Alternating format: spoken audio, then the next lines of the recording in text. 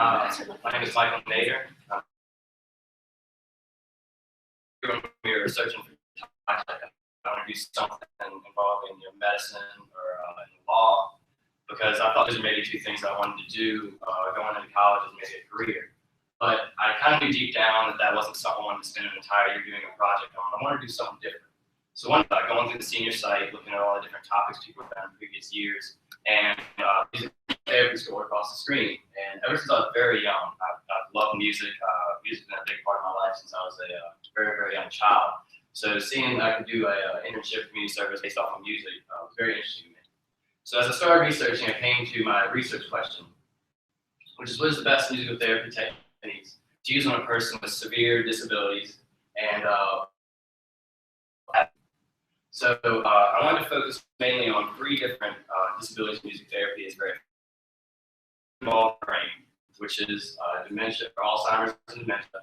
And I found that as you know, with the very hand the way music therapy affects them, because they both involve memory loss, they both involve trouble speaking, and with traumatic brain injuries, you often have time, you forget how to walk, you forget how to eat. And because music is so rhythmical, and everything we do in life is with a rhythm, speaking, talking, walking. Music can help someone. They can, they learn to sing songs. It teaches them how to speak. It teaches them how to walk, a beat. And that's many of the ways that music therapy is used on someone with a brain injury. Now, the third thing I focused on was multiple sclerosis, which is a nervous system disorder. And for multiple sclerosis, a person, many of the case studies I saw about multiple sclerosis, the people, it would be used to give them a higher self-esteem and to make them feel better as they went throughout the day. They'd play on music, they'd be happier, and they would just feel better about the condition they had. And for my internship, I emailed many music therapists around the area, and I got down a few times. And one lady emailed me back and came out there in the music therapy circuit in Richmond. And a couple of days later, I got an email from the board-certified music therapist in Richmond, Virginia, and she said she could take me on, so I jumped on this opportunity immediately. She works at this place called the Virginia Home. You can see pictured here. It's out in Richmond, Virginia. It's a home that has about 150 inhabitants, and these people that live here, they all have traumatic brain injuries, Alzheimer's, muscle growth disorders, and they're unable to live on their own. There's about 150 residents, and only 2 of them are actually able to walk without being in a wheelchair, and they still have to have assistance. And speaking, a lot of them, can't hold things with their hands. They're very, very disformed. So when I would go to observe with Yvette, the way she does music therapy session, and the residents go as they like, and music form, ask them questions, get their minds going, sing songs and dance, has to play instruments to kind of keep their minds strong and to keep their muscles strong as best they can, because they don't have a lot of opportunities for exercise in this home. For the community service aspect of my project, I, along with my fellow classmate Sarah Hardy, we organized a faculty and staff talent show in which all of the money that we raised for it would go to the PHS and GMS band programs. It was really cool. We had about 12 acts lined up, but a lot of them had to cancel because a lot of teachers issues came around the time. Around showtime, with about 5 different acts. They were good ones, and we weren't too worried about it. Here you can see we had some tap dancers. The tap dancers actually ended up winning the first place trophy in the show.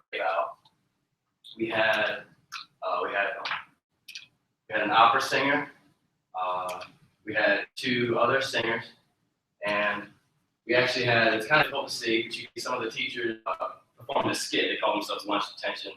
And they performed a skit where they were at lunch, and the principal comes over. She, yells at them to be quiet, and they ditch, run backstage, get in there, come out, and they play a couple rock songs. And our assistant principal comes out, and she sings with them. And it was really, really just a cool way to end the show. I think a lot of little kids got to see, not familiar with actually a rock. It was like a real rock. Really cool for some kids. Right here, you can see our community service director, Jay Sykes. He was very, very helpful throughout this entire process. He helped me and Sarah get a time slot and would do the show, which ones had best, which ones had talents that they would perform in front of people. So without him, this would have been really, really just a very much difficult process. You can see Sarah and I would go out on stage in between the acts while the next one was preparing to the things people eventually they got their work through this process. Here's some of the people we had come out, our good friends come out and helped us with selling tickets, getting everything. They were very, very helpful. Me and Sarah could not have alone. So we're lucky to have all these great people, lighting, sound, all the acts, to come out with and help us get the reality. We hope next year for it to continue. We have people that are trying to do it for their senior projects next year, and we hope that to involve more people, to get more acts in the show, bring all the elementary schools too. School teachers come out and perform their talents. He said, when you do this project, that you find what you want to do with your rest of what you want to do, also find beforehand. I had a great time at the Virginia home, and I really enjoyed, everything I went there.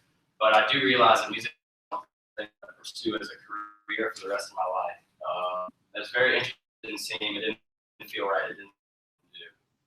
And if I were to give any advice to the upcoming seniors, I would definitely say, everybody's going to say it, don't procrastinate. More importantly, to pick a topic, you have a lot of leeway with different things you can do with it for all the aspects of the project. Because a lot of times, plans fall through, internships, a couple people's internships, they weren't able to do them anymore, they had to find something new to do. So definitely find something where if something fails, you have a backup plan very often. Next year, I'm going to attend Hampton Sydney College. I don't know what I'm going to study yet, but I think I got that.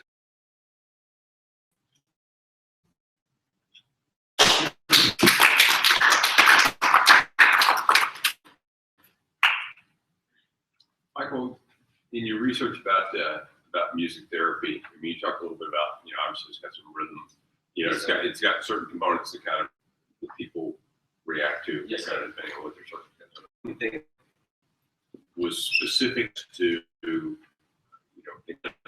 like how they had a non-music therapy group and they had a music therapy group. And in my research paper, I touched on it a lot. But they would, they did it in places very similar to the Virginia home in a lot of studies, where they would have some of the residents would do music therapy for a while, some of them would do it, for not a while, and they'd take progress tests. And a lot of them, some of them, they're for exact numbers, I have to reference my paper, but definitely in the MT groups, in self-esteem, and memory, and in speaking ability, and those very specific.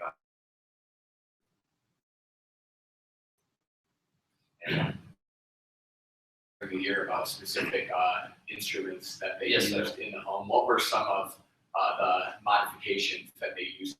Well, in the actually for part of my legacy, I had plans. I actually didn't do it because I was able to do the township. I do some. A lot of them they can't. They're not strong enough to hold things. Their hands can be. So a lot of what they used were these bells that be around the wrist. Some of them, hold mouth,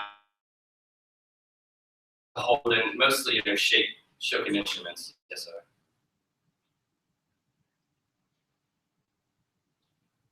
Okay,